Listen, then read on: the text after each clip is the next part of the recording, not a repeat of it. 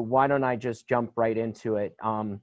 So I'm Keith, and Keith Vaughan, and I'm the owner here at Spectrum Design Build. And I was asked to do this presentation primarily in light of COVID and our COVID policies that we paused as a company back in April to put in place for both our office space, which is where I'm sitting now, as well as for our in-home renovations, including mostly occupied space.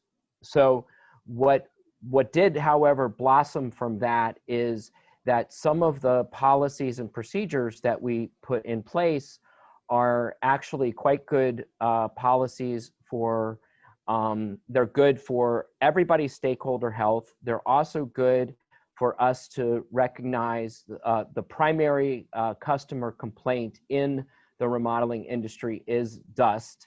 It's even stronger than time and duration. So there's dust, there's cleanliness, and then the upside for us actually that I'm seeing now is that our productivity in the field, which we measure quite simply by man days. So it's the number of man days that my company, our company as a team, is able to produce construction in the field, because at the end of the day, that is our product.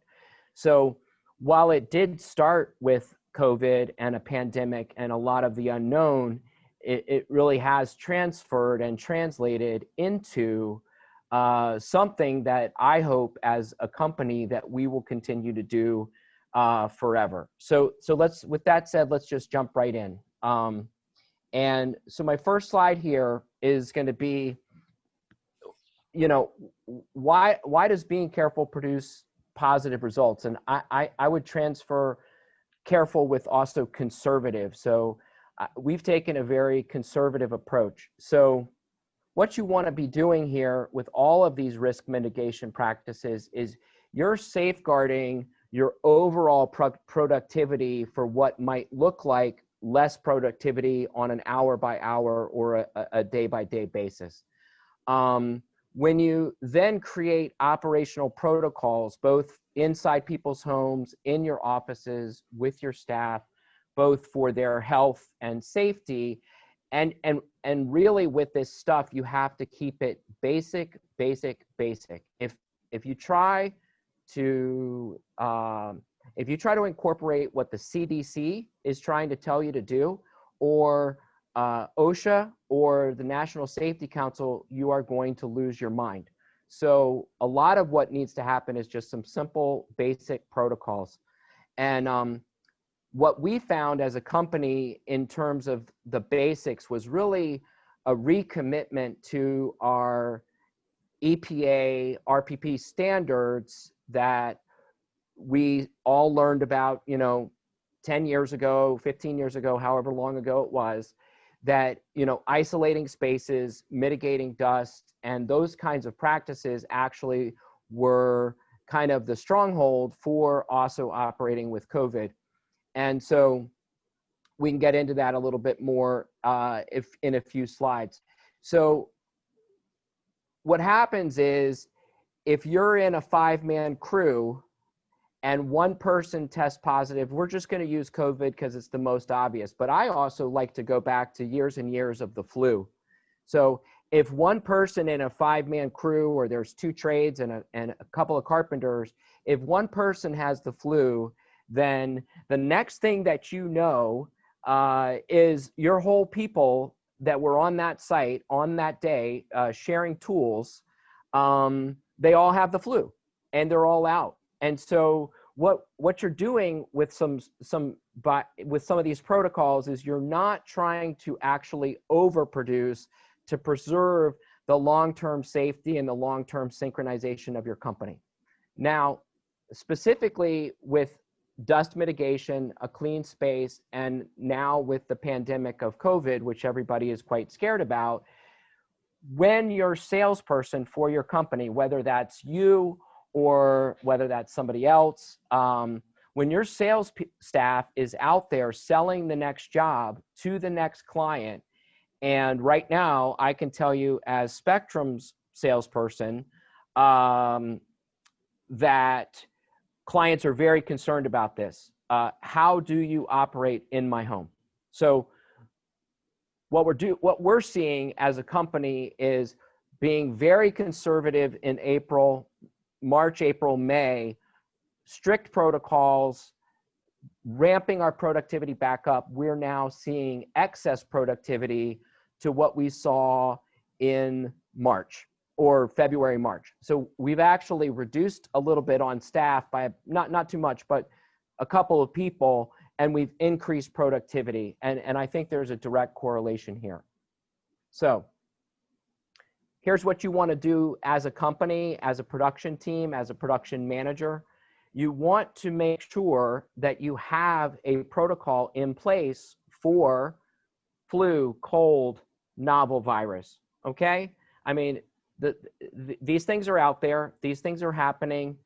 We can see, and all we need to really do, again, is look back at our flu seasons of past and losing. I can remember weeks where we would have 30% of our staff carpenters or our production managers would be out. And that's as recent as last winter, 2 winters ago. Okay. The next thing you want to do, you can't have a prevention method if you're not maintaining a job site and you're not keeping it clean. So the two things just don't go together. And again, go back to dust mitigation as the #1 client complaint, especially when you're remodeling in occupied renovation. Okay, now I think what's happened for me and some of the peers that I've talked to about this particular subject is we're now supremely focused on our workers' health. And so that's a really good benefit from something that's a silver lining to something that is quite scary and quite nerve-wracking that is out there, because most people we're not going through flu seasons and cold seasons with any sense of nervousness. But because we've gotten nervous, we're now encouraging staff health, paying for flu shots, paying for other office visits, paying for days off, these kinds of things which really allow a worker, a carpenter, a craftsperson, or a project manager to take care of themselves and their family. And if you see on this slide, we at Spectrum, we developed actually a station that's in the field, and that's going to contain masks, that's going to contain sanitizers, that's going to contain scrub down methodologies. You can see in the upper picture that someone's pulling down demolition, but has on a full respirator mask. The other nice thing about that little station is we've now been able to add our fire extinguishers, and it can act as a communications tool and things like that. So some other benefits can come from this little station here. So let's move on to the next one. So creating a safe workspace starts with kind of this holistic mindset that it's your workers, your productivity, and your client all working together and in their space, and let's keep their space respectful. And I know it seems like we've been talking about this for quite some time, for many, many years, but I think there's got to be a refocus on it. I know firsthand our company needed to refocus on it, and it's been a good thing. The thing that was surprising to me is we've lost fewer man days, and therefore our work has actually sped up. So by having staff meetings, by educating our staff on worker health, by taking staff out who were exposed to COVID, things like that, by doing all of these precautionary measures, we've actually sped up our productivity. And if we take this approach, again, I can tell you firsthand, we're still winning business because I'm able to tell the new clients about it. And all of our clients right now are incredibly pleased with our actions during the pandemic, because they're sitting at home. with their kids now going to school from home, they're working from home. It's been a win, again, a silver lining inside of a bad situation. Okay, so indoor air quality is where this starts. And so if we, again, I'm not going to go into EPA lead safe practices. We all know what they are. We're putting up plastic barriers, we're putting up zip walls, all of these things. We're keeping a clean site at the end of the day. Everybody, I would assume, has someone on staff that has their EPA certification. And if you don't at this point, please go out and get somebody to do that. So I think the main things we're learning about with viruses and transmissions and things like that is the thing that we've added into the space is an air scrubber. Now, this is a very expensive piece of equipment. A good one can run $800 to $1,500 depending on the cubic foot of air that you are trying to clean. But again, if you have a quarantine space, a cordoned off space, and you're circulating that air, and your staff is wearing a mask, or if you have a client meeting and everyone's wearing a mask, the likelihood of transmittal of any kind of cold, flu, or novel virus, as well as drywall dust, which is now also a huge factor in health concerns, very low. So again, all these practices can come together and sort of do the same thing. A couple of things that we've added is whenever possible, if we're in a shared air conditioning system with a client, we are not leaving that on while we're working. So there are some limitations to that. And when we do leave it on, there are magnetic covers that you can place on all of the supplies and all of the returns. Okay. So I think that pretty much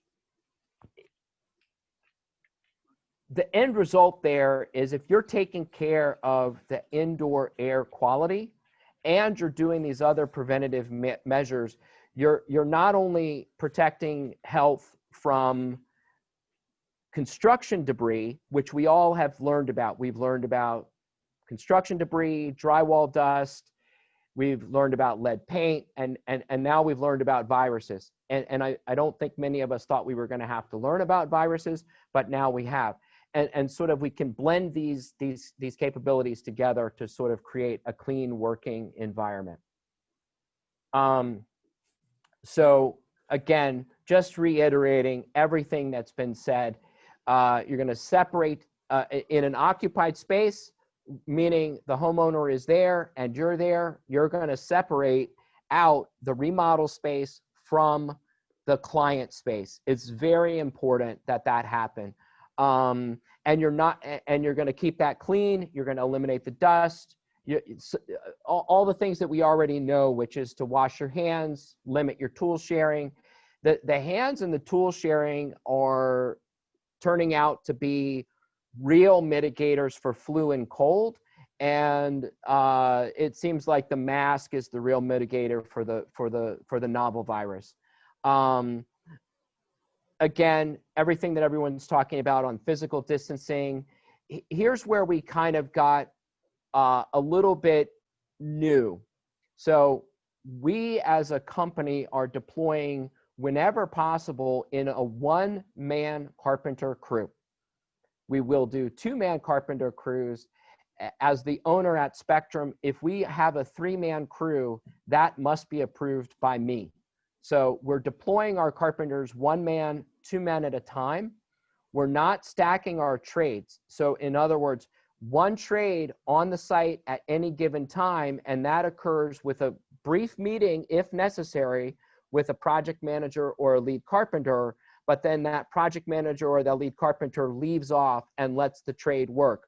But you don't send 10 people into a job site, because if one person gets sick, then now you're going to have to quarantine all of those people. Or, as we all have experience with, all of those or half of those people walk out with the flu in 3 days.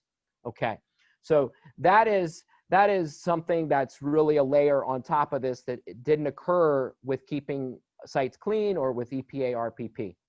So one of the ways that we're doing this is we're using a heck of a lot of technology.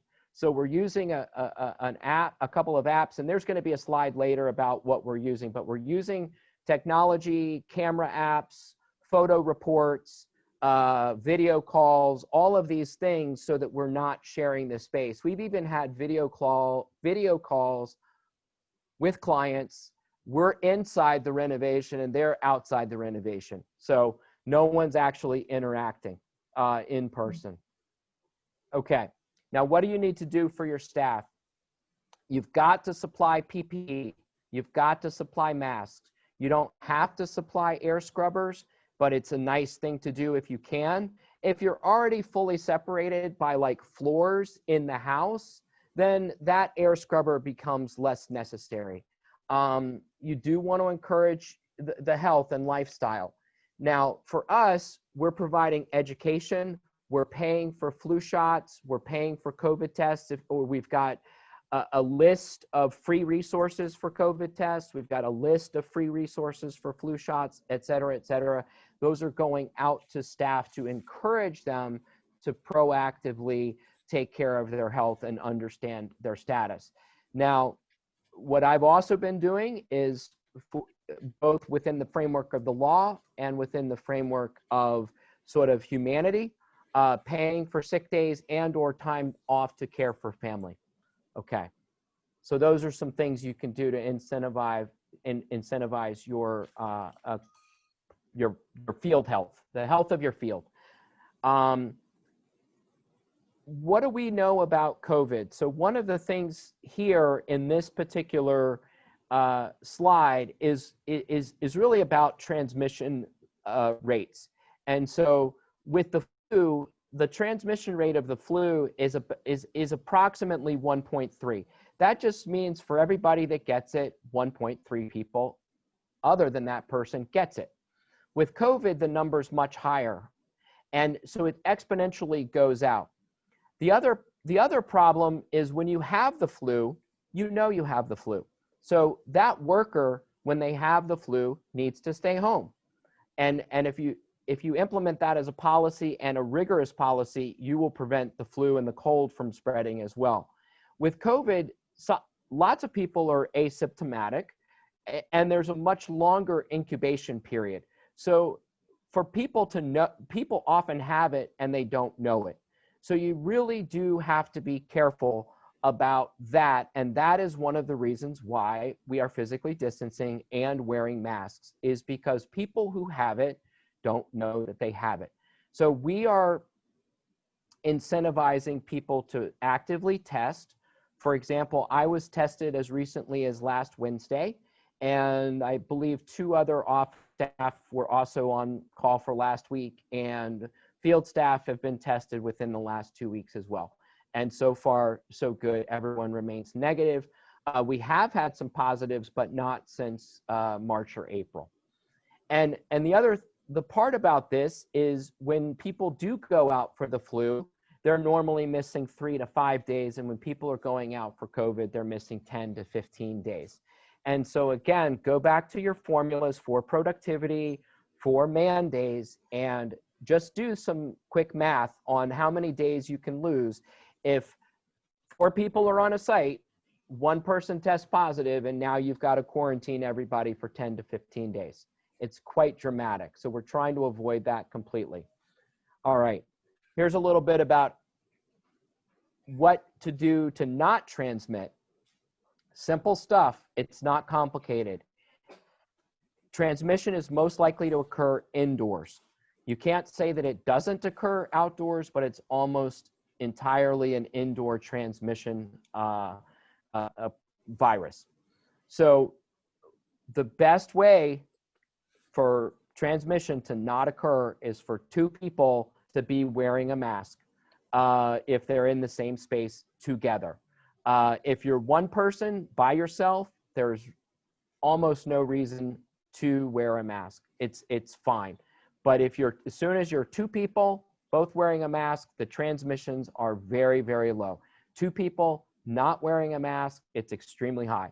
And it really is as simple as that. Okay, so what kinds of masks should people be wearing? So the best mask is obviously a 95. They're a little hard to get. They run about $4 a piece. But obviously that one takes care of everything.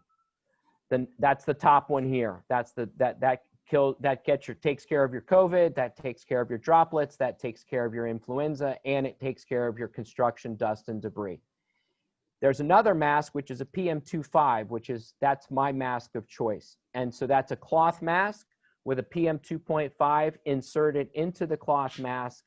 And that one takes care of almost everything. The one thing that does not take care of, which is why it has a green circle, is because that doesn't take care of a single COVID aerosol droplet, okay? Or aerosolized one single COVID molecule, or whatever it's called. If there were three together, the PM2.5 works, okay? But the K95 is what they use inside the ICU. So if you've got a PM2.5, you're pretty safe. The surgical mask is also pretty good, but it doesn't do anything for construction, right? And then your two-layer cloth mask, again, it doesn't protect against aerosols, but it does actually do something for construction debris. The masks that do not work are bandanas, scarves, and gaiters.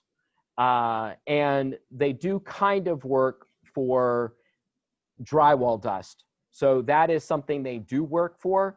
But again, if you're gonna sort of cross populate these efforts, then you wanna be sticking to other forms of masks and not just these bandanas and gaiters, okay?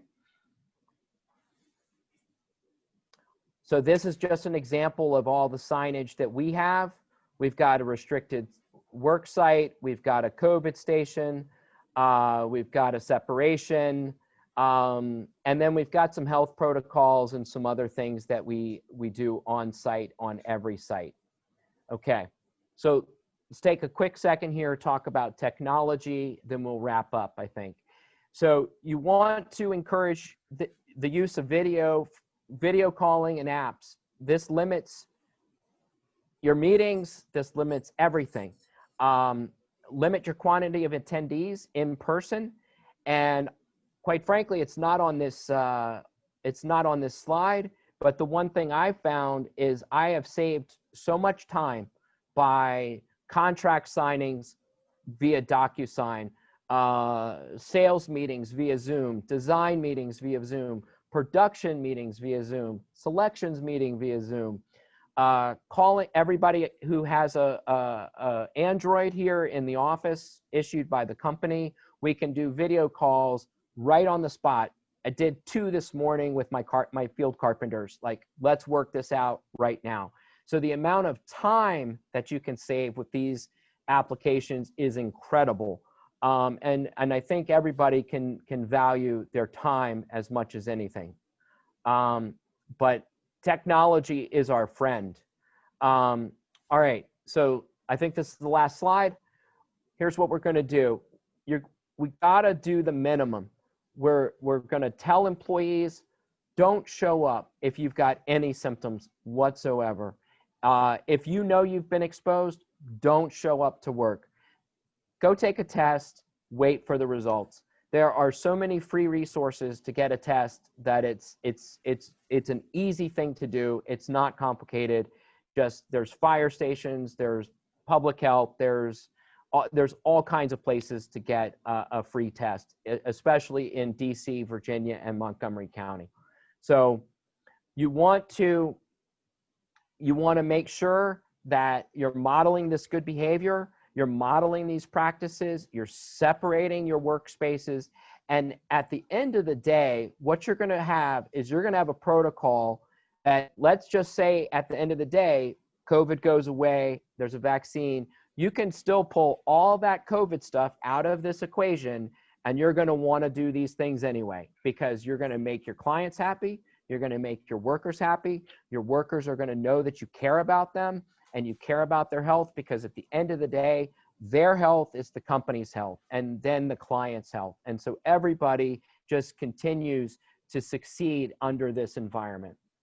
And I'm pretty sure that that's the last slide, but I sort of just went into what I just said, which is client retention, new business, more work produced, fewer mistakes, and you maintain your productivity. So that's really the presentation. That's what we've done. That's how we've handled what started out as a COVID exercise, and I think really turned into a company health, client health sort of sharing productivity exercise that has increased our productivity. So with that, I will see if you have any questions. And Justin, if you have any questions, or if anybody wants me to go backwards to a particular slide, let me know.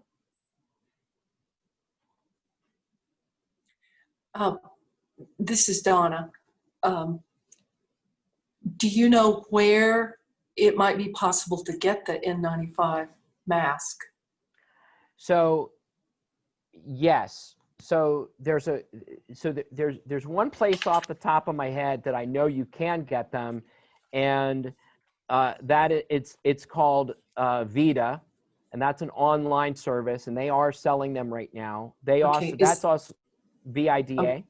VIDA. Okay. V with a victory. Okay. IDA, and they are selling N95s. And they also sell these PM 2.5s. They sell those as well. That's where I get my PM 2.5s. You know, can you explain United again Health, how that's good? I'm sorry, United Health. Yeah, you can try United Health online. HELP or HEALTH? HEALTH. Okay. Okay. So what I did, Donna, and we're just about in need of ordering more, but back in April, March, and May, I stockpiled. Okay. And so we still have some lying around. The surgical masks, 2 people wearing surgical masks, those are readily available. Okay. And okay.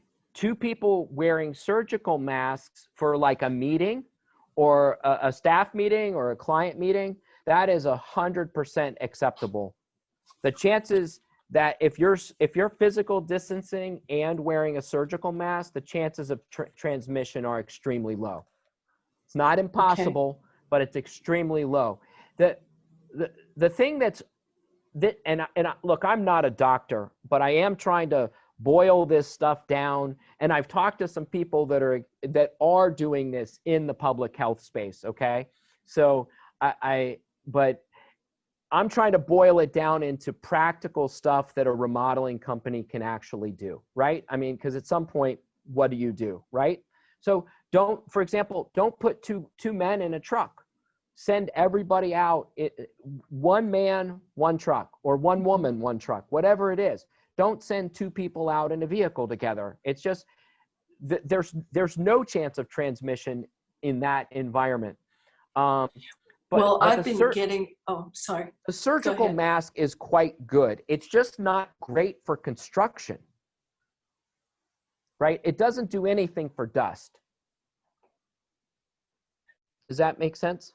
Yes, it does. Yes, okay. I see that. You were gonna ask, but let me finish one thing, and then I'll shut up and let you ask your question. The aerosols are the complicated part about this whole thing, and this has been the missing piece since day one. Okay, so aerosols, to envision or think about or smell aerosols, just imagine perfume and cigarette smoke or whatever those kinds of smells, or walking into Pier 1, okay? Mm-hmm. Those are aerosolized. They're no longer droplets. They're not connected to a mucus. so it's aerosolized.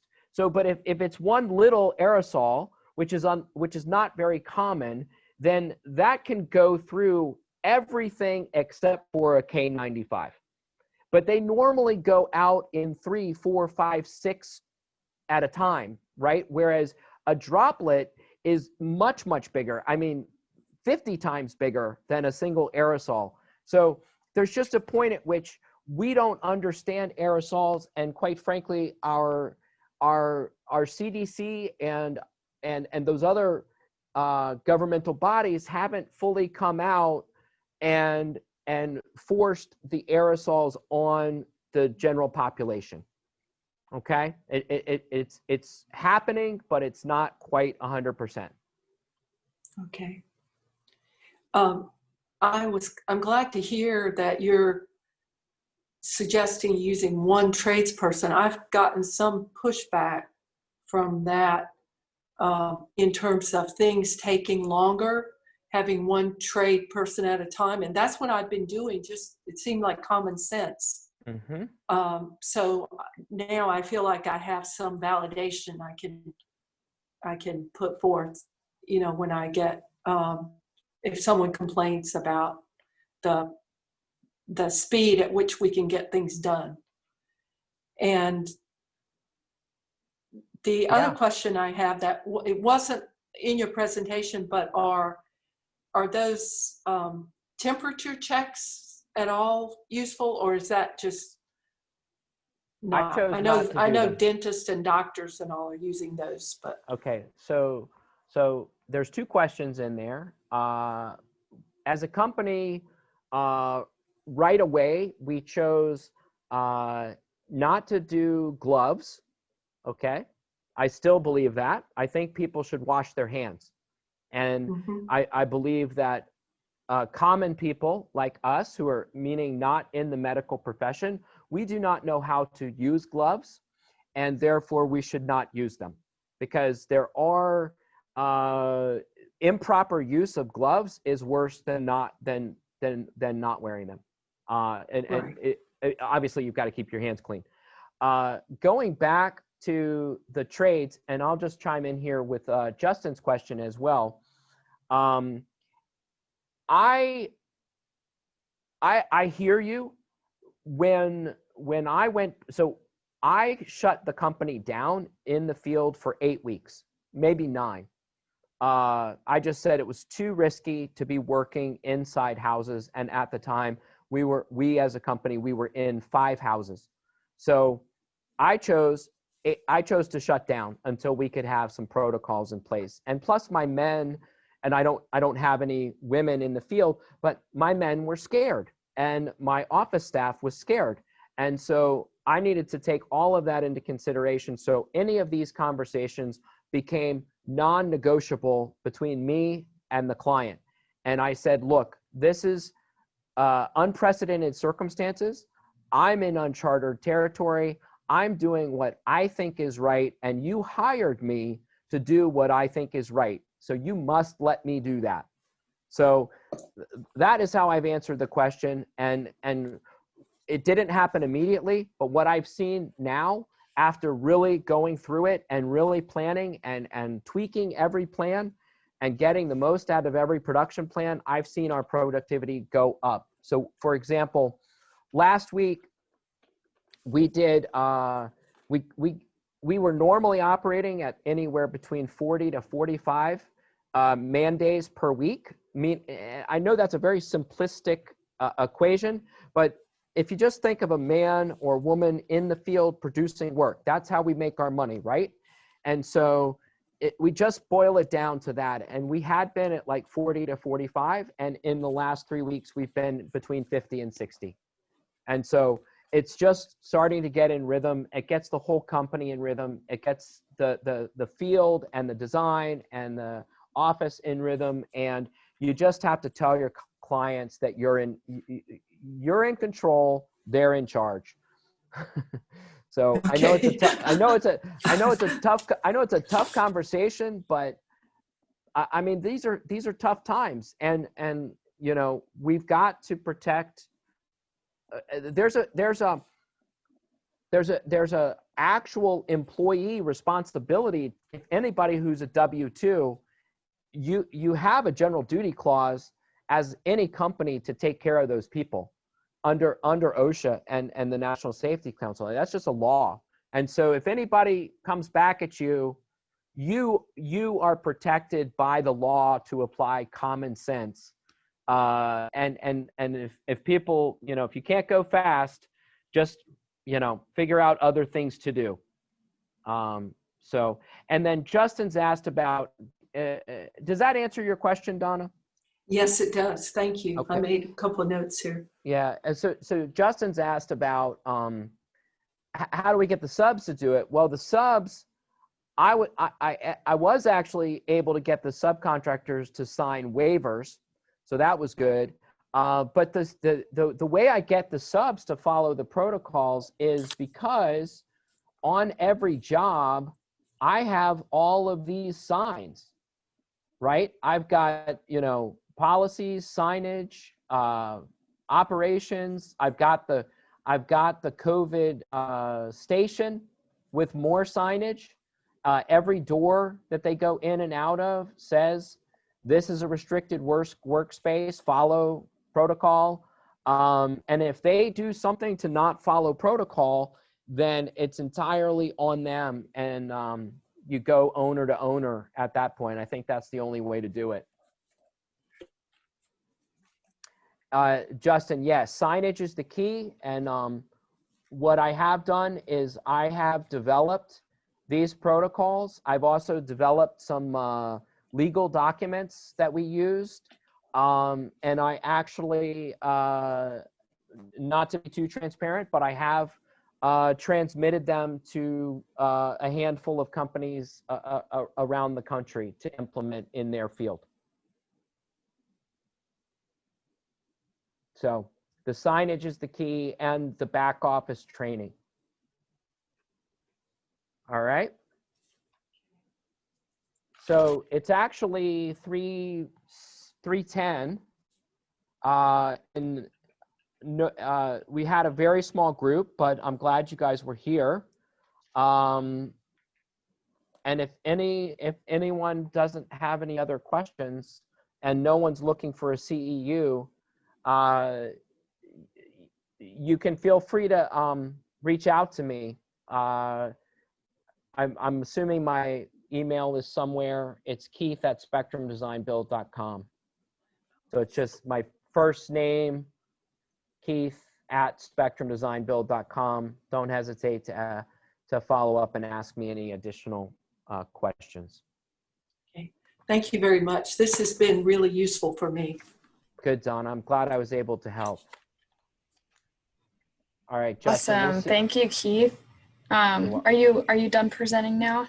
Yeah, I'm done. Okay, I'm done awesome. presenting. So I'm just gonna go ahead and have you stop sharing whenever you get the chance. Awesome. And then I am gonna go ahead and start sharing. I have one more video to play for you guys, and then I believe we'll start our next class. Current slide. Okay.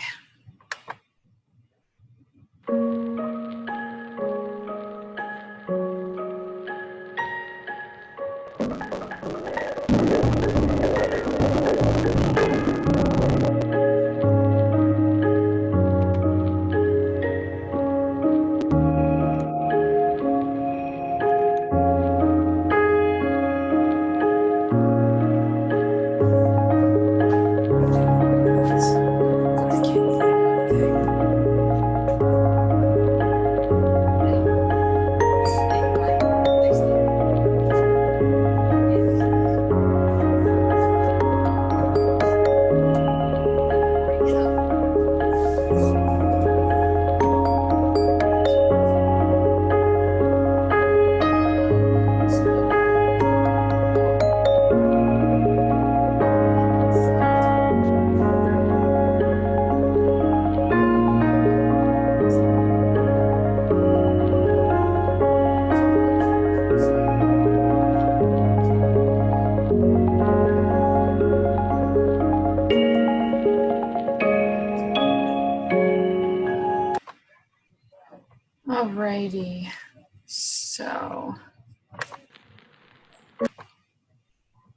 So it looks like we are just going to go ahead and jump into another break.